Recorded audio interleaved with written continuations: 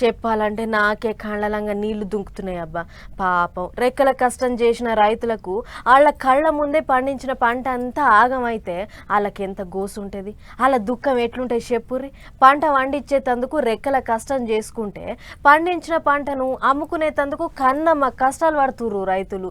నెరీగా ఖమ్మంలోనైతే ఏడేసిన గొంగలి ఆడాడనే అన్నట్లున్నది కళ్ళలలో పోసిన ఓడ్ల పరిస్థితి.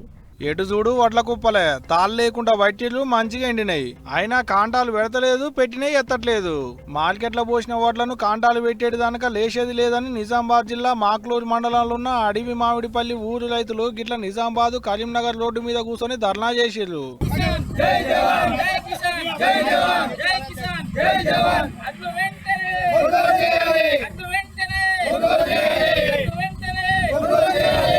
నెల దాటినా ఇదే కథ.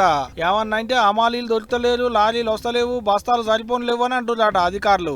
అడ్డగోలుగా వానలు పడుతున్నాయి, ఎండిన వడ్ల కుప్పలు కూడా తడుస్తున్నాయి. పట్టాలు కప్పిన గాలి దుమారాలకు ఆగుతలేవని ఇటు ఖమ్మం జిల్లా నేలకొండపల్లి వ్యవసాయ మార్కెట్ ముంగట కూడా లొల్లికి దిగిరు రైతన్నలు. 20 రోజుల అవతల కాటా వేసిన అట్లే మునుగుతున్నాయి. 20 రోజుల అవతల 20 ఎకరాలు వచ్చాక బత్తాలు వచ్చినాయి. బత్తాలు తెచ్చుకోవాలా, మా సెంటర్ బత్తాలు వాడుకోవాలా,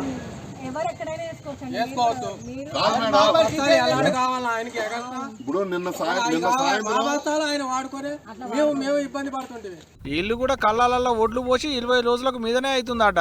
అయినా కొన్నది లేదు, కాంటాలు పెట్టింది లేదు, కాంటాలు పెట్టిన బస్తాలు బండ్లకి ఎత్తింది లేదని అంటున్నారు రైతన్నలు. అటు జోగులాంబ గద్వాల జిల్లాలో కూడా గిదే కథ. యాడి కుప్పలాన్నే ఉన్నాయి. పొద్దుగాల పట్టాలు తీసి ఎండబోసుడు, ఇంత మబ్బు పట్టంగానే ఊరికి దగ్గరికి నూకి మళ్ళా పట్టాలుగా అప్పుడు పొద్దంత ఇదే కథ. నడమ నడమ లీడర్లు పోతున్నారు, తడిసిన కుప్పల్ని చూసి వస్తున్నారు. గట్ల జోగులాంబ గద్వాల జిల్లాలో అక్కడి ఎమ్మెల్యే సారు పోయి కళ్ళంలో పోసిన వడ్లను గాలి దుమారాలకు రాలిన మామిడి తోటలను చూసొచ్చిండు. అయినా ఉత్తగా పోయి చూసొస్తే కాదు సారు, రైతులను ఏమన్నా ఆదుకునేటి ఇక మాతుంటే చెయ్యాలి అని అంటున్నారు అక్కడి పబ్లిక్.